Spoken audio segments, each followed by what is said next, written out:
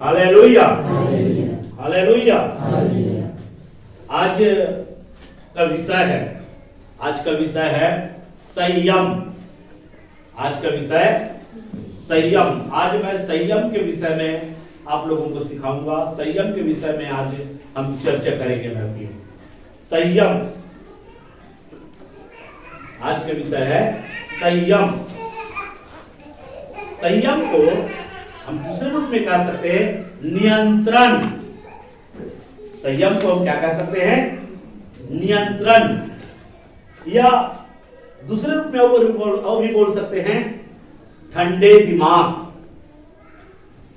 संयम को क्या बोल सकते हैं?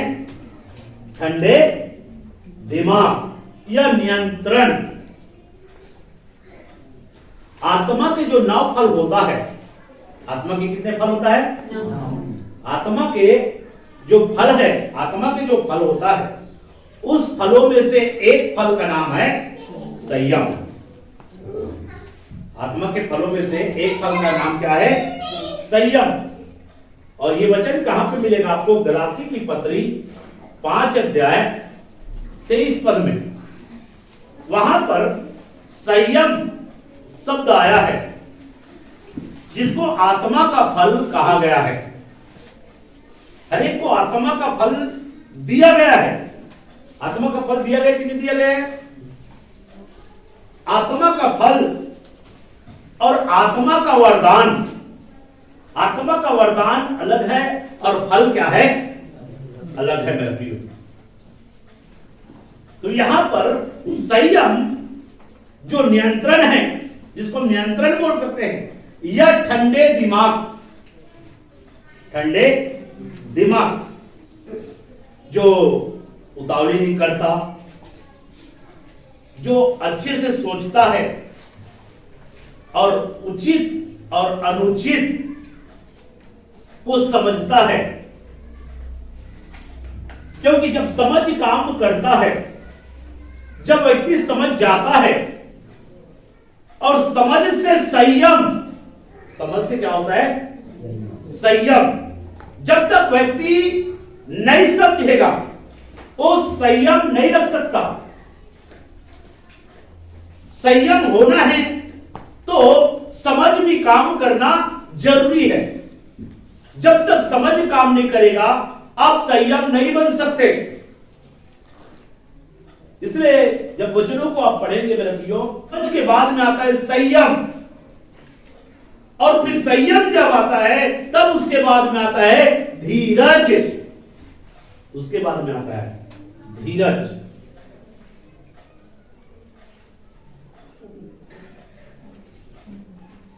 और ये संयम जो है आत्मा का फल है, और परमेश्वर ने हम सबको ये दिया है। और ये कहां पे लिखा हुआ है? ये लिखा हुआ है दूसरा तीमुथियुस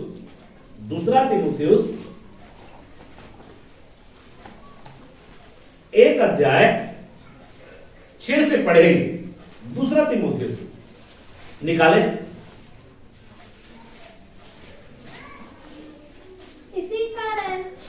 इसी कारण मैं तुझे सुधि दिलाता हूं कि तू परमेश्वर के उस वरदान को, यहां पर उस वरदान को जो मेरे हाथ रखने के द्वारा तुझे मिला है प्रज्वलित कर दे। उसे प्रज्वलित कर। क्योंकि परमेश्वर ने हमें भय की नहीं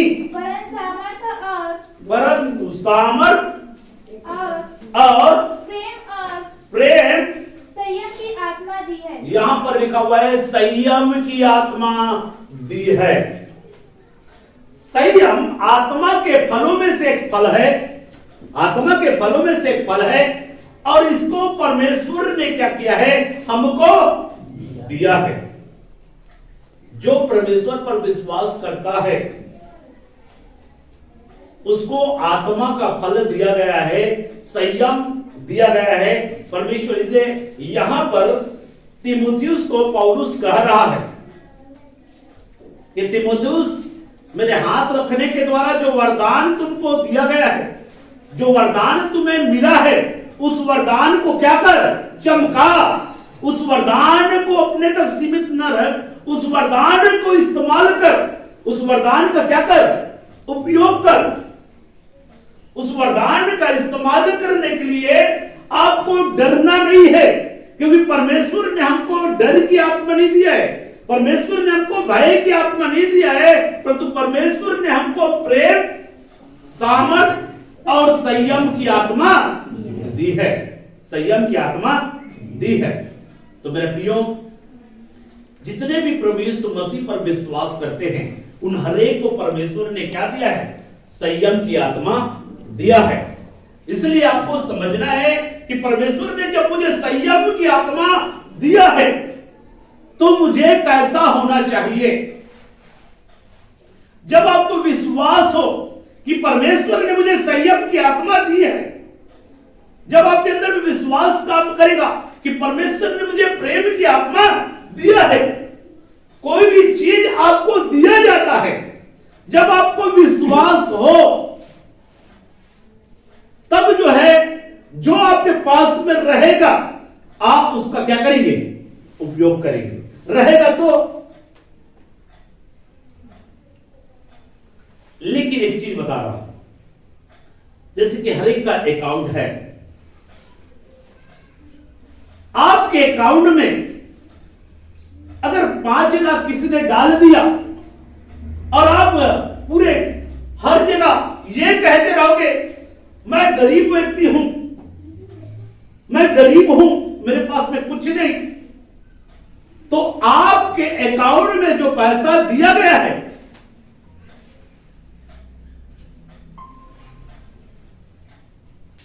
आपके अकाउंट में पैसा दिया गया है, आपके अकाउंट में 5 लाख रुपया है मान लीजिए, लेकिन आप कहते हैं कि मैं गरीब हूं, मेरे लिए खाने के लिए भी पैसा नहीं है, तो ये बातें आप इसलिए कर रहे हैं, या तो आपको जानकारी नहीं है, या तो आप जानकारी है लेकिन जानबूझ ऐसा कर रहे हैं, जानबूझकर ऐसा कर रहे हैं। पैसा रहते हुए भी आप पैसा ना होने का क्या कर रहे हैं, दिखावा कर रहे हैं। पैसा रहते हुए भी आप पैसा ना होने का क्या कर रहे हैं, दिखावा कर रहे हैं। पैसा रहते हुए भी आप जो है गरीब होने का, निर्धन होने का एक क्या कर रहे हैं, दिखावा कर रहे हैं। परमेश्वर ने आपको संयम की आत्मा, संयम आपको दिया है, लेकिन आपके अंदर में क्या होना चाहिए, विश्वास होना चाहिए कि परमेश्वर ने मुझे संयम, मुझे संयम। जब आपको जानकारी होगा, पता रहेगा कि परमेश्वर ने मुझे संयम दिया है, तभी तो आप उस संयम का क्या कर सकते हैं, इस्तेमाल कर सकते हैं।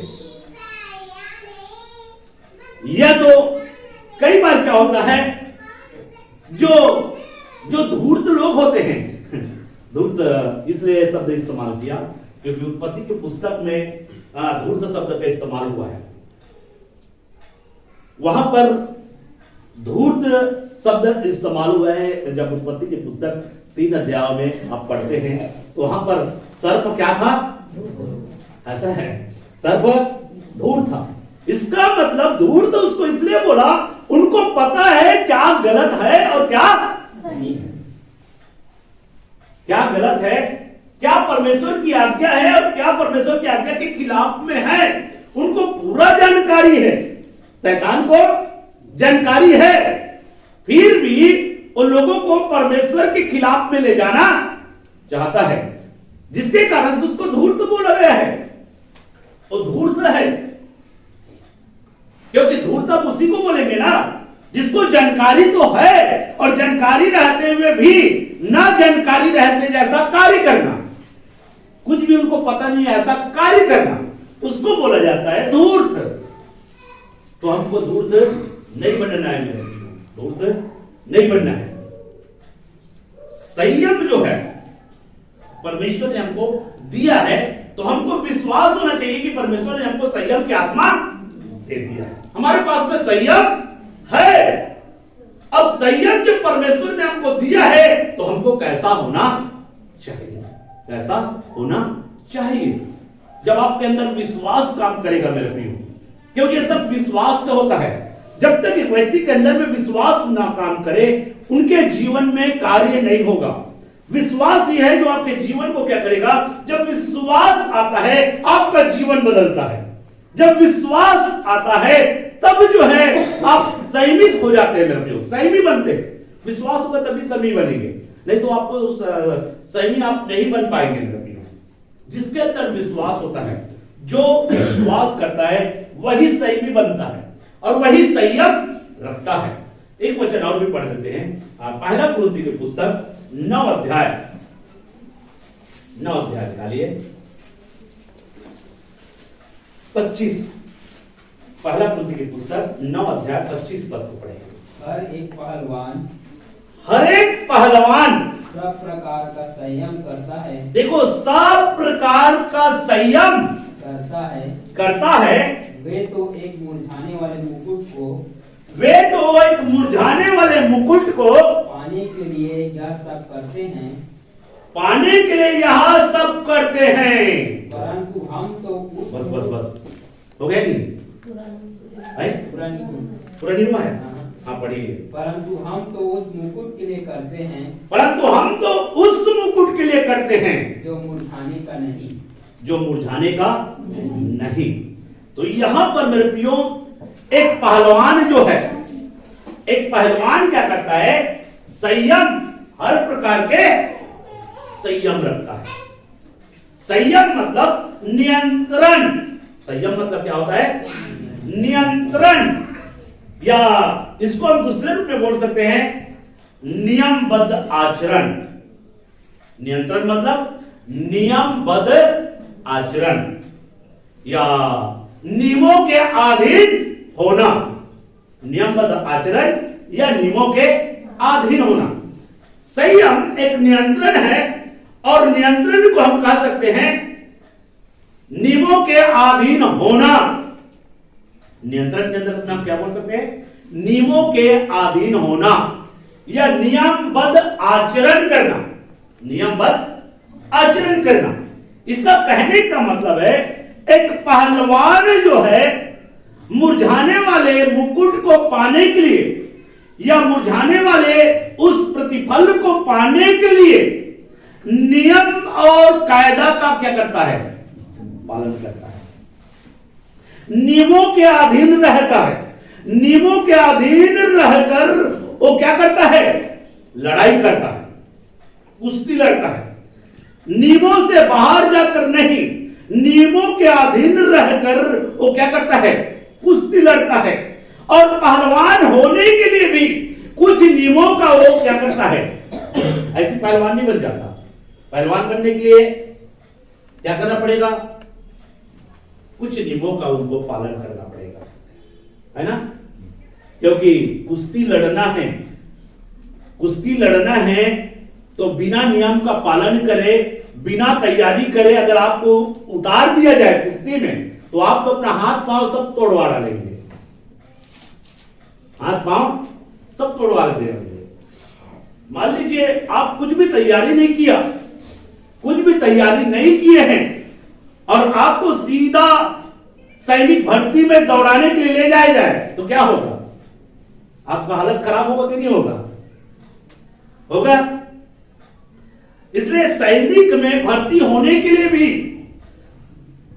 एक सैनिक बनना चाहता है, सैनिक की तैयारी करना पड़ता है। उसके लिए क्या करता है? वो दौड़ने के लिए भी एक नियम है। दौड़ने के लिए भी एक नियम है। दोपहर में दौड़ना है क्या? नहीं। उसके लिए भी नियम है। तो दौड़ने के लिए क्या है? नियम है। तो क्या दोपहर में दौड़ना है क्या? दौड़ना है, मुझे तैयारी करना है ऐसा करके। सुबह और उसका नियम है। आप सुबह और शाम को क्या करते हैं? दौड़ते हैं। डेली दौड़ते हैं। डेली क्या करते हैं? वो एक्सरसाइज करते हैं ताकि जब उसके तैयारी के लिए है और जब वहां पे दौड़ में मैं क्या आ जाऊं? अच्छे दौड़ूं और पहला आ जाऊं। इस उद्देश्य से वो क्या करता है, तैयारी करता है। इसलिए सुबह शाम क्या हो जाता है, वो उड़ जाता है, सुबह शाम उड़ जाता है। इसी प्रकार से मेरे प्रियो, एक पहलवान जो होता है वो नियमबद्ध आचरण करता है, साथ साथ में नियमों के अधीन रहता है, और नियमों के अधीन रहकर वो कुश्ती लड़ता है। और वो किसके लिए? ना मुरझाने वाले मुकुट को प्राप्त करने के लिए। तो मेरे प्रियो, एक वचन और पढ़िए इसी में का 27 को पढ़ दीजिए। पहला कुरिन्थियों 9 का 27 में पढ़िए। परंतु मैं अपनी देह को मारता, यहां पर देखिए, यहां पे पौलुस क्या कर रहा है? परंतु मैं अपनी देह को क्या करता हूं? मारता हूं और कुटता और वश में लाता हूं, और वश में लाता हूं। किसको वश में लाना है? ये देह को क्या करना है? मारता हूं और कुटता हूं। तो अब ये बताइए, आप अपने देह को कैसे मारेंगे और अपने देह को कैसे कूटेंगे? क्योंकि ये जो देह है, इस देह को मारना और कूटना, और इसलिए मारना और इसलिए कूटना है ताकि इसको क्या करे? वश में लाए। किसके वश में? इसको वश में लाना है। क्योंकि देह जो है, जिस परमेश्वर पर आप विश्वास कर रहे हैं, ये यहां पर एक पहलवान जो है संयम रखता है। किसके लिए संयम रखता है? वो नियमबद्ध आचरण करता है, वो नियमों के अधीन रहता है। इसलिए नियमों के अधीन रहने के लिए, नियमों के अधीन में लाने के लिए मैं अपने शरीर को क्या करता हूं? मारता भी हूं और उठता भी हूं।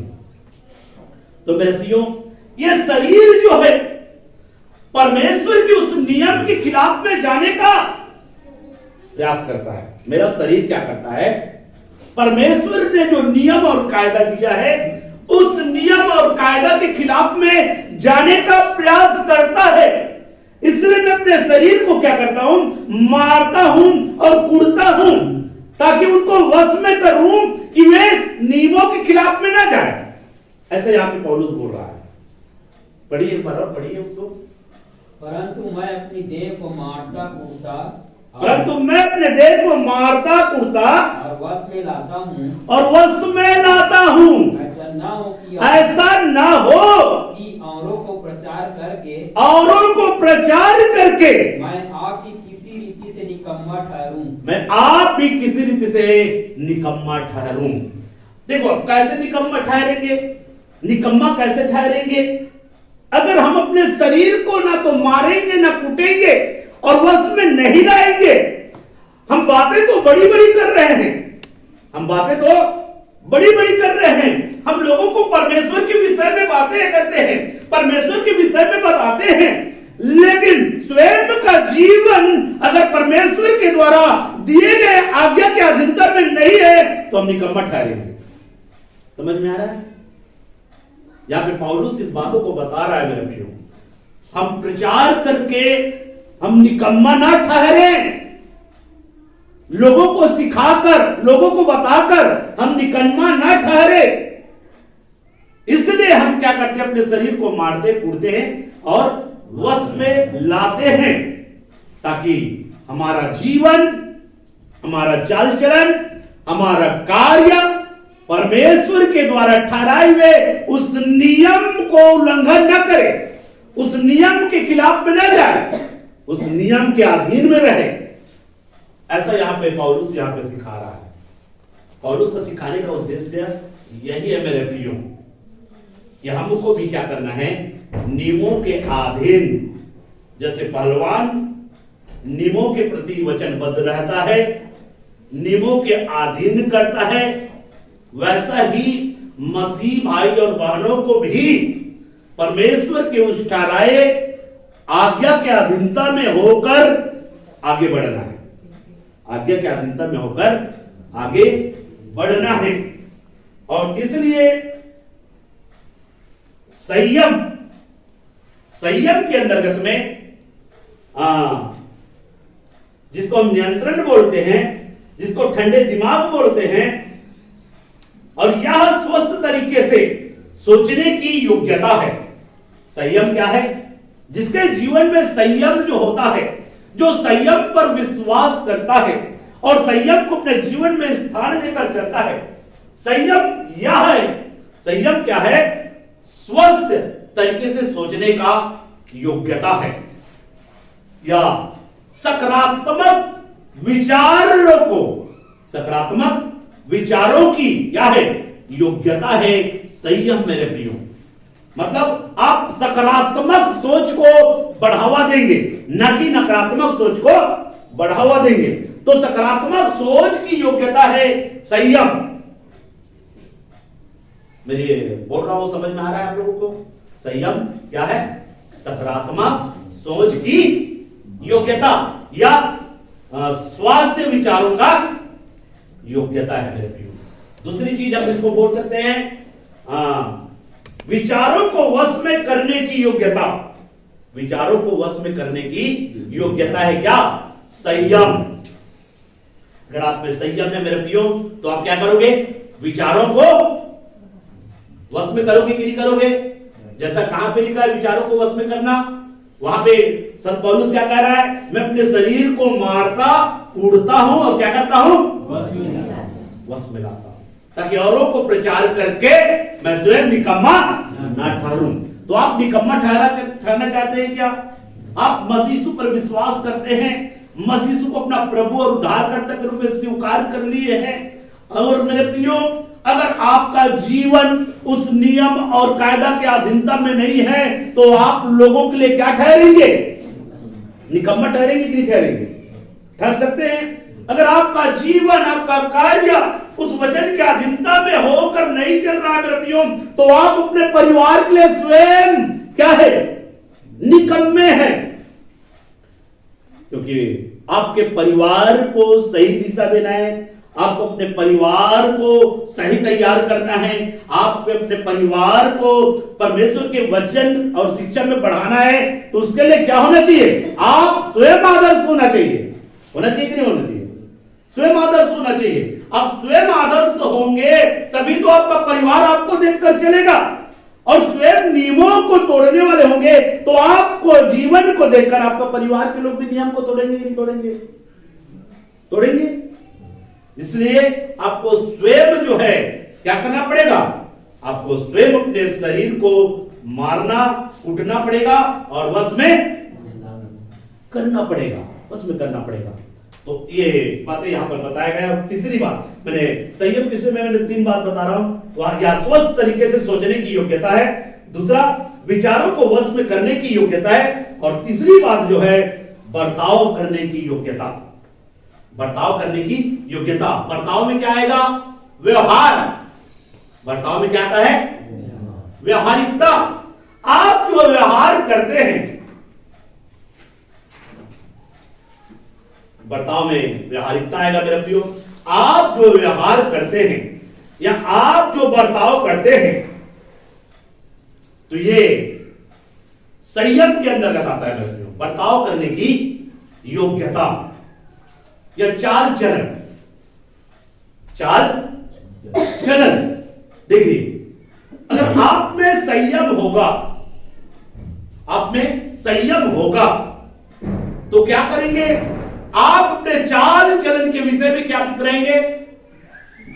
सोचेंगे। आप अपने चाल चलन के विषय में भी सोचेंगे, अपने व्यवहारिकता के विषय में भी सोचेंगे। कहीं आपका व्यवहारिकता कहीं परमेश्वर के वचन से बेसाइड तो नहीं हो रहा है, या वचन के विपरीत तो नहीं हो रहा है। अपने चाल चलन को भी आप ध्यान से देखेंगे कि मेरा चाल चलन कहीं परमेश्वर के लिखित वचन के खिलाफ में तो नहीं हो रहा है। तो ये आप अपने चाल चलन को भी आप क्या करेंगे? जांचेंगे मेरे प्रियो कि मैं सही चाल चल रहा हूं कि नहीं चल रहा हूं, मेरा चाल चलन सही जा रहा है कि नहीं जा रहा है। तो ये 3 बातें ये संयम के अंतर्गत में आता है मेरे प्रियो। मसीही जीवन में संयम महत्वपूर्ण क्या रखता है, स्थान रखता है। और संयम के कारण ही हम क्या हो जाते हैं, अनुशासित होते हैं। मसीही जीवन में संयम क्या करता है, महत्वपूर्ण स्थान रखता है। अगर मसीह पर विश्वास करते हो, मसीह पर भरोसा करते हो, तो संयम जो है महत्वपूर्ण स्थान रखता है। और मसीही जीवन में संयम के द्वारा ही एक व्यक्ति क्या हो जाता है, अनुशासित होता है। अनुशासित होना है तो संयम जरूरी है मेरे भाइयों। बिना संयम के आप अनुशासित नहीं हो सकते। इसलिए अनुशासित बनने के लिए आपके अंदर में क्या होना चाहिए, संयम। और अगर आपके अंदर में संयम दिया है परमेश्वर ने, तो आपको विश्वास होना चाहिए कि प्रभु ने मुझे संयम। देखिए विश्वास नहीं है तो मैंने बताया उदाहरण देकर कि आप जो है विश्वास नहीं है तो आप जो है जैसा पाए वैसा जीवन जिएंगे, आप जैसा पाए वैसा कार्य करेंगे, अपने हिसाब से कार्य करेंगे। जिस दिन संयम की आत्मा परमेश्वर ने आपको दिया है, यह विश्वास आपके जीवन में आ जाए, तब उस दिन से आप जो है संयमी बनना स्टार्ट हो जाओगे। आप क्या करना स्टार्ट हो जाओगे, संयमी। आप अनुशासित होना स्टार्ट हो जाओगे, अनुशासन का पालन करना स्टार्ट करोगे। कब, जब आपके अंदर में क्या आएगा, विश्वास आएगा। विश्वास सब कुछ करता है, विश्वास नहीं है तो कुछ भी नहीं है। इसलिए बिना विश्वास परमेश्वर को प्रसन्न करना अनहोना है। इसलिए परमेश्वर के पास में आने वाले को क्या होना चाहिए, विश्वास होना चाहिए कि परमेश्वर है। और जो विश्वास रखकर विश्वास के साथ में खोजता है, उसको परमेश्वर क्या देता है, प्रतिफल देता है। इसलिए आपको इस बातों को ध्यान रखना है। इसलिए मसीही जीवन में संयम महत्वपूर्ण स्थान रखता है और संयम हमें अनुशासित करता है। संयम हमको अनुशासित करता है। लेकिन जो अनुशासित होने से इनकार करता है, जो लोग अनुशासित होने से क्या करते हैं, इनकार करते हैं, या अनुशासित बनने से जो लोग इनकार करते हैं, वे लोग जो है कहीं ना कहीं पवित्र आत्मा को क्या करते हैं, शोषित करते हैं। मेरे प्रियो, आपको पता भी नहीं होगा कि आप पवित्र आत्मा को कई बार आप शोषित करते होंगे, क्योंकि संयम जो है एक व्यक्ति को क्या करता है, अनुशासित करता है। और जो लोग अनुशासित होने से इनकार करता है, मतलब अनुशासन का पालन नहीं करना चाहते हैं, वे कहीं ना कहीं पवित्र आत्मा को क्या करते हैं। अब सोचिए, आप पवित्र आत्मा को अपने जीवन में शोषित करते हैं कि नहीं करते हैं? सोचा है कि पवित्र आत्मा आपके जीवन के द्वारा, आपके कार्यों के द्वारा, आपके व्यवहार, आपकी आचरण, आपके चाल चलन के द्वारा आप पवित्र आत्मा को शोषित करते हैं कि नहीं करते हैं?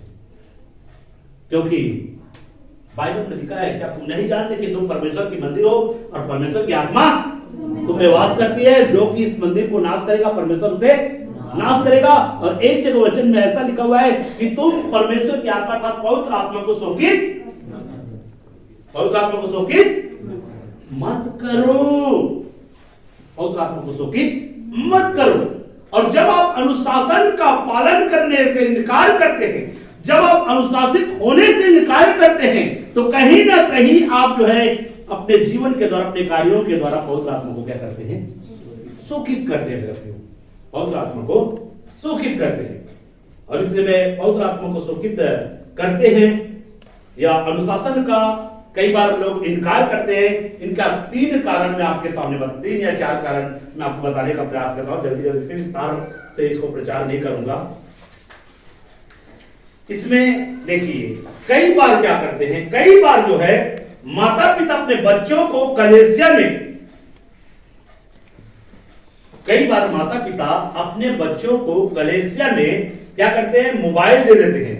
मोबाइल यहां पर तो नहीं है, लेकिन कई बार माता पिता क्या करते हैं, अपने बच्चों को मोबाइल देते हैं। इधर ध्यान से सुनो आप लोग। बच्चों को क्या करते हैं, मोबाइल देते हैं। और उसके बाद में जिसके कारण से वह वचन को सुनने के बजाय उनका मन मोबाइल पर क्या होता है, मोबाइल पर लगा रहता है। मोबाइल से वो खेलते रहते हैं। और इस प्रकार से वो बच्चा जो है अनुशासित होने से क्या करता है, इनकार करते हैं। और इस प्रकार माता पिता भी अपने बच्चों को क्या करते हैं, अनुशासित होने से अपने बच्चों को इनकार करवाते हैं। और यहां पर जो है पवित्र आत्मा जो है क्या होता है, शोकित होता है। इसलिए अब कभी भी कलीसिया में जब प्रार्थना सभा के दौरान प्रार्थना है, आराधना है, उस समय के दौरान आप अपने अपने मोबाइल को क्या रखें, क्या रखें, साइलेंट में रखें, या तो बंद रखें, या तो बंद नहीं करना चाहते हैं, साइलेंट में रखना चाहते हैं, तो सबसे अच्छा उपाय है अपने घरों में छोड़कर आ जाए।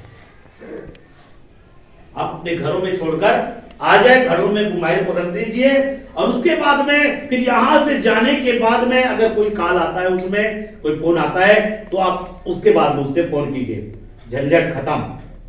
क्या हो जाएगा, कोई आपको फोन नहीं करेगा। आप उसको बता दीजिए संडे को मैं कहां जाता हूं, आराधना में जाता हूं, चर्च में जाता हूं, और संडे के दिन जो है मैं मोबाइल पकड़ कर नहीं जाता हूं, इसलिए मेरा मोबाइल घर में रहता है, तो वो आपको डिस्टर्ब भी नहीं करेगा, कोई आपको डिस्टर्ब नहीं करेगा।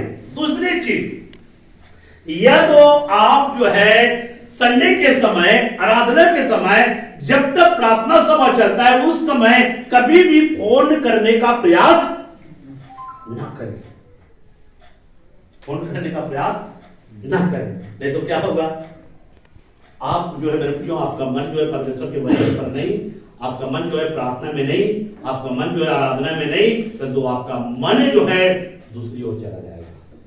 आप दूसरी ओर, साथ साथ में आप कई लोगों को डिस्टर्ब करने का कारण बनेंगे। समझ में आया? आपका फोन बंद नहीं किए, आप फोन करने के लिए चले गए, उसी समय जिस घड़ी आप फोन करने के लिए जाते हैं, कई लोगों का जो माइंड है वो आपकी ओर चला जाता है, तो वहां पर उनका मन जो है परमेश्वर के वचन पर नहीं लगता। इसलिए कलीसिया में अनुशासित होना है, तो आप या तो मोबाइल जब लाते हो तो उसको साइलेंट रखें, या तो बंद रखें, या तो दोनों में से नहीं, दोनों में से अगर साइलेंट नहीं कर पाते हैं, बंद नहीं कर पाते हैं, तो आप क्या करें, अपने घर में छोड़ दें। तो बंद करने की जरूरत नहीं है, साइलेंट करने की जरूरत नहीं है, वहां बजने दीजिए उसको। ठीक है। दूसरी, ठीक है, मत्ती की पुस्तक एक वचन पढ़ा देता हूं, 2:17।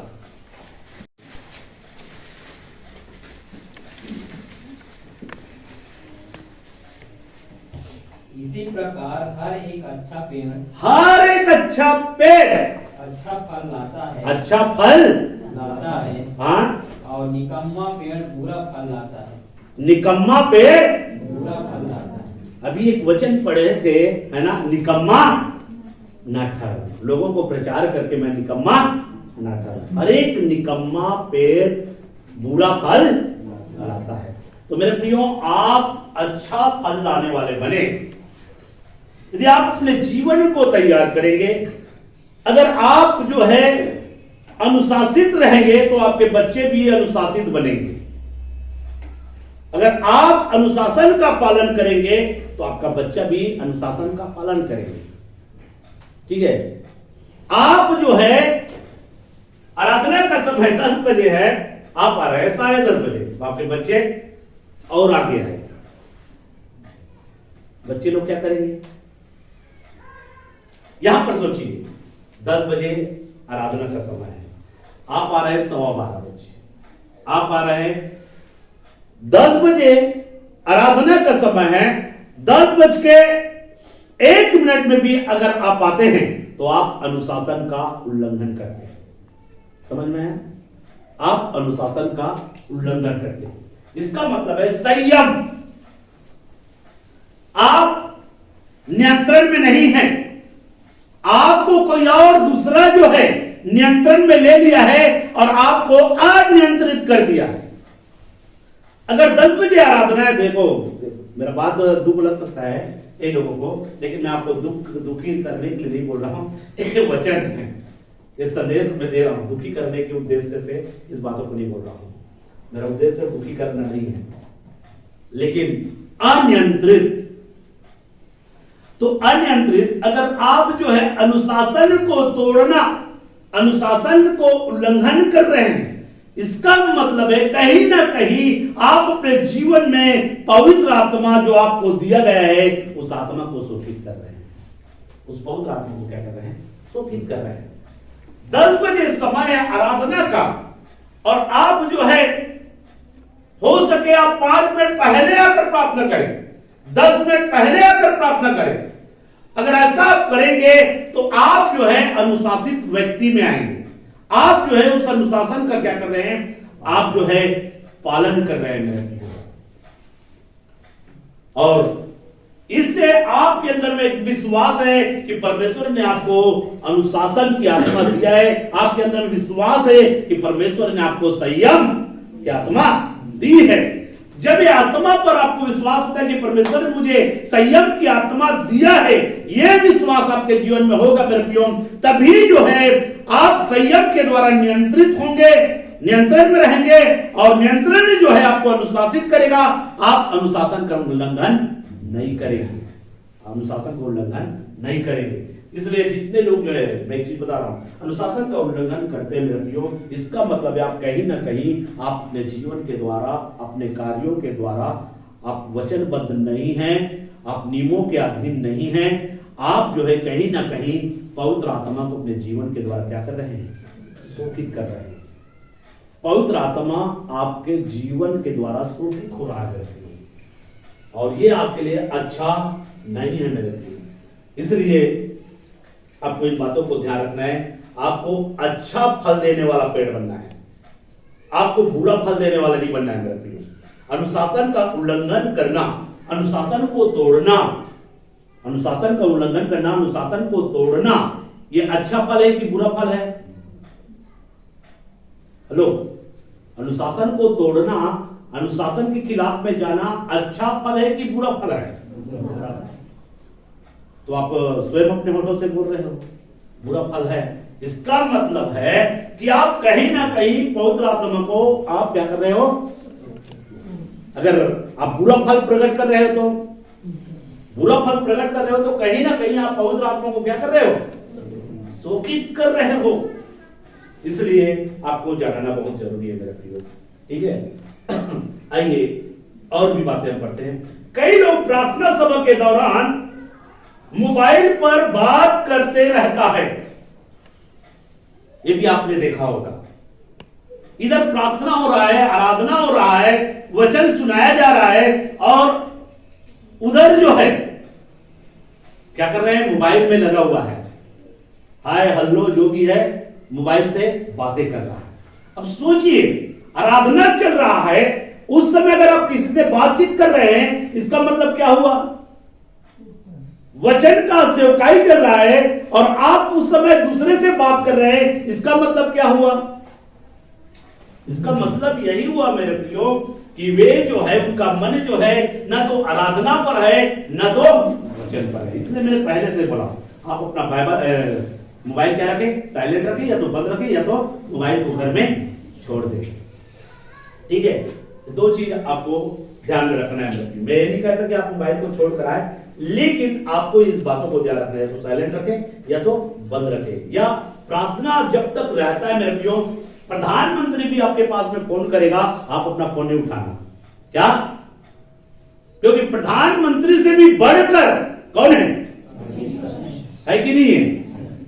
तो उस समय कोई भी अगर फोन करता है, उनका फोन नहीं उठाना।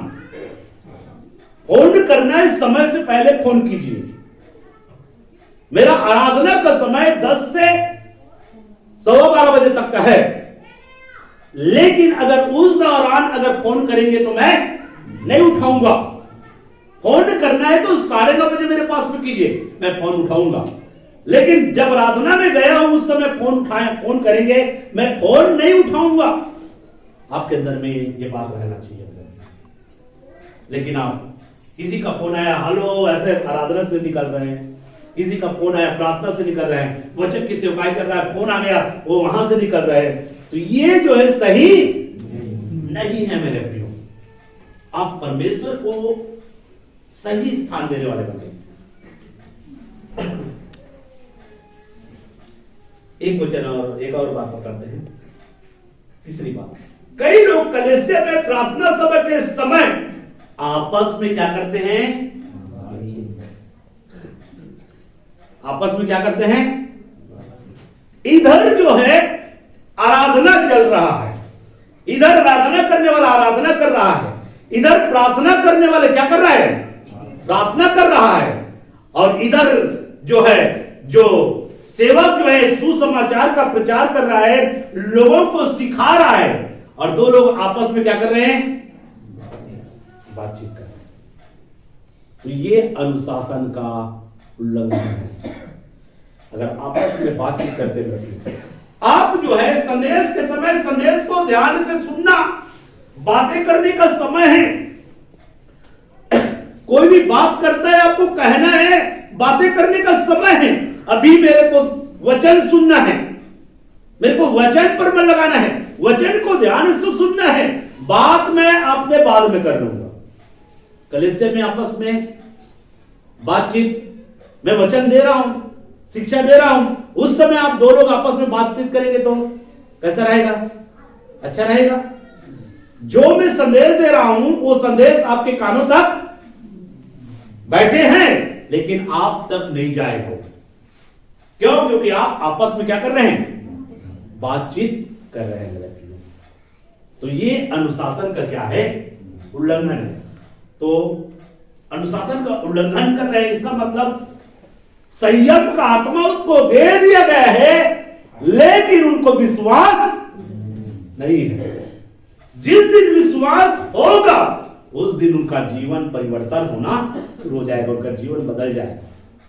मेरे प्रियो, कई लोगों का जीवन बाइबल को पढ़ते ही, कई लोगों का जीवन वचन को पढ़ते ही उनको विश्वास हो जाता है और उनका जीवन बदलता है। कई लोगों का जीवन जो है प्रभु के दास के द्वारा जब उस संदेश को दिया जाता है तब उनको विश्वास होता है, तब उनका जीवन बदलता है। और कई लोग जो है वचन को सुनेंगे, संदेश को सुनेंगे, फिर भी उनको विश्वास नहीं होगा, और ऐसे लोगों का जीवन कभी नहीं बदलेगा, कभी नहीं बदलेगा। इसलिए आपको ध्यान रखना। चौथी बात, कई लोग समय पर कलीसिया में नहीं आते, समय पर कलीसिया में नहीं आते। तो मेरे प्रियो, ये अनुशासन का क्या है? उल्लंघन है। मैंने कहा संयम के कारण से आप अनुशासित बनते हैं। संयम के कारण क्या बनते हैं? आप अनुशासित बनते हैं। एक वचन आप पढ़ दीजिए, एक वचन पढ़ेंगे इसके लिए। पहला कुरिन्थी की पुस्तक 6 अध्याय, पहला कुरिन्थी की पुस्तक 6 अध्याय 19 और 20। क्या तुम नहीं जानते कि तुम्हारी देह पवित्र आत्मा का मंदिर है, तुम्हारा देह परमेश्वर का मंदिर है, पवित्र आत्मा का मंदिर है, जो तुम में बसा हुआ है, जो तुम में बसा हुआ है, और तुम्हें परमेश्वर की ओर से मिला है, और तुम्हें परमेश्वर की ओर से मिला है, और तुम अपने नहीं हो, तुम अपने नहीं हो, अपने नहीं हो, क्योंकि दाम देकर मोल लिए गए हो। तुम दाम लेकर मोल लिए गए हो। इस बात को विश्वास करो, तुम दाम लेकर मोल लिए गए हो। इसलिए अपनी देह के द्वारा, इसलिए अपनी देह के द्वारा परमेश्वर की महिमा करो। यहाँ पे लिखा है अपने देह के द्वारा, तुम दाम देकर मोल लिए गए हो, इसलिए अपने देह के द्वारा परमेश्वर की महिमा करो। अगर समय पर आप चर्च नहीं आते हो तो क्या आपके द्वारा परमेश्वर को महिमा मिल रहा है? अनुशासन का उल्लंघन करने से क्या परमेश्वर को महिमा मिलता है? कलीसिया में आपस में संदेश के समय, प्रार्थना समय के समय बातचीत करने से क्या परमेश्वर को महिमा मिलता है? प्रार्थना सभा के समय फोन करने पर, फोन उठाने से क्या परमेश्वर को महिमा मिलता है? आपको चेक करना है। मेरे प्रिय, मैं जो बातें यहाँ पे सिखा रहा हूं उसको,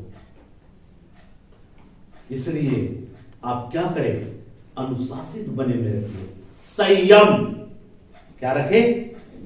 संयम।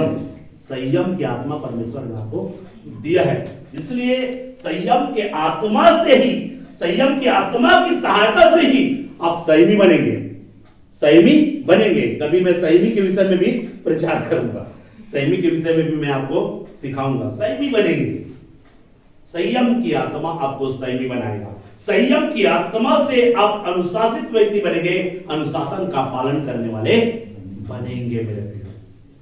इसलिए जिसके जीवन में प्रियो संयम जो होता है, ये संयम जो है, समय पर उठना, समय पर सोना, समय पर बाइबल पढ़ना, समय पर प्रार्थना करना, ये सारी बातें आपको सिखाएगा मेरे प्रियो, संयम के कारण से।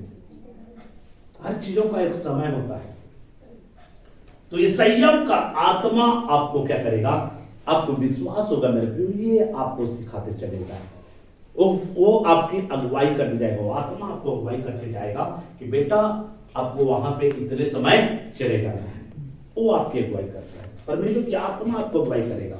वो संयम का आत्मा आप में है, आपके अंदर में विश्वास है, मुझे कितने समय वहां पर पहुंचना है मेरे प्रियो। कभी कभार आप लेट होते हो अलग बात है, कभी कभार अगर कार्यों की व्यवस्था के कारण लेट हो जाते हो अलग बात है, लेकिन आप ज्यादा अगर आप जो है मेरे प्रियो अनुशासन के खिलाफ में अगर जाते हो मेरे प्रियो, तो आप कहीं ना कहीं बहुत आत्मा को क्या करते हो, शोकित करते हो। तो इस बात को आपको ध्यान रखना है। आपको संडे आराधना सप्ताह में एक दिन होता है, और सप्ताह में एक दिन हमको वहां पर पहुंचकर आराधना करना है, प्रार्थना करना है, वचन सीखना है। तो वहां पर हमको समय पर क्या करना है, जाना है। जितने भी ऑनलाइन जुड़े हुए वे लोग ध्यान से सुने। आप 10 बजे मतलब 10 बजे आप आराधना में बैठ जाए। अगर 10 बजे आप आराधना में नहीं बैठते हैं तो आप जो है अनुशासन का उल्लंघन कर रहे हैं। जिस कलीसिया के साथ में आप संगति कर रहे हैं, जिस कलीसिया के साथ में आप जुड़े हुए हैं, अगर 10 बजे आराधना में आप नहीं बैठते हैं तो आप कहीं ना कहीं अनुशासन का उल्लंघन कर रहे हैं, और कहीं ना कहीं आप पवित्र आत्मा को शोकित कर रहे हैं, पवित्र आत्मा को शोकित कर रहे हैं। इसलिए अगर आप घर में बैठे हैं और अगर आप यहां पर नहीं आ पा रहे, तो आप इस बात को जान लीजिए, आप 10 बजे आराधना में बैठ जाइए, आराधना करने के लिए बैठ जाइए, प्रार्थना कीजिए, आराधना कीजिए, भजन की पुस्तक पढ़िए, जो चर्च में होता है वो सारा प्रक्रिया आप घरों में कीजिए, और उसके बाद में जब वचन का समय होता है ऑनलाइन जुड़ जाइए।